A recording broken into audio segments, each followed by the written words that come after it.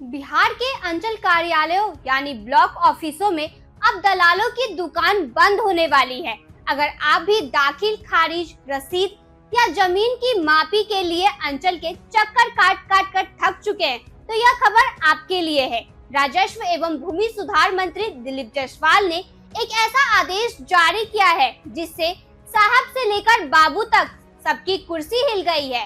अंचल का झंझट अब बीते दिनों की बात होने वाली है। मंत्री दिलीप जायसवाल ने पद संभालते ही साफ कर दिया था कि वे भ्रष्टाचार को बर्दाश्त नहीं करेंगे। उनके हालिया फैसले ने 4 सबसे बड़े स्तंभ हैं। दाखिल खारिज का खेल खत्म होने वाला है। अपनी मर्जी से किसी फाइल को रिजेक्ट नहीं कर पाएंगे। अगर फाइल रिजेक्ट की तो उसका पुख्ता कारण बताना होगा, वरना काज अधिकारी पर मिलेगी। दलालों की नो एंट्री। अंचल कार्यालय में बारीकी लोगों और बिचौलियों के प्रवेश पर सख्त पाबंदी लगा दी गई है। सीसीटीवी से निगरानी की बात कही गई है। भ्रष्ट अफसरों की सीधी कार्रवाई। मंत्री ने स्पष्ट कहा है कि जिन अंचलों से ज्यादा शिकायतें आएंगी, वहां से अधिकारियों को न सिर्फ सस्पेंड किया जाएगा, बल्कि उनके खिलाफ एफआईआर भी दर्ज किया जाएगा। टाइमलाइन का पालन। हर काम के लिए एक समय सीमा तय कर दी गई है।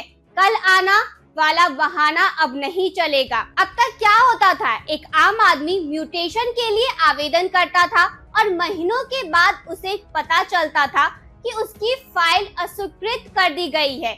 क्यों नहीं जानता, लेकिन दिलीप जायसवाल ने नए आदेश के बाद अब आपको घर बैठे पता चलेगा कि आपकी फाइल किस टेबल पर रुकी है।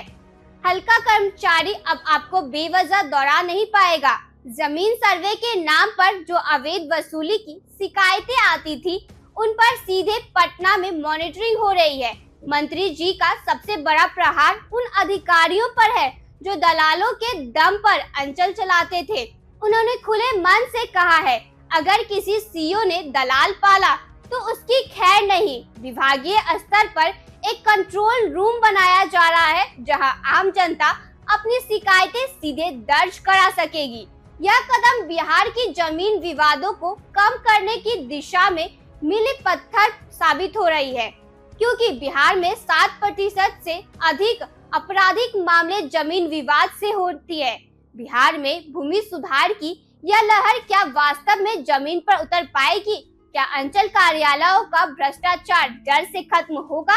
मंत्री दिलीप जायसवाल के इरादे तो फौलादी लग रहे हैं। अब बारी है जमीन पर तैनात अफसरों की।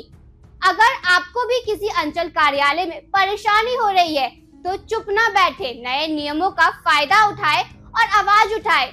इस बड़े बदलाव पर आपकी क्या राय है? क्या आपको लगता है कि अब अंचल के चक्कर काटने से मुक्ति मिलेगी? कमेंट में हमें जरूर बताएं।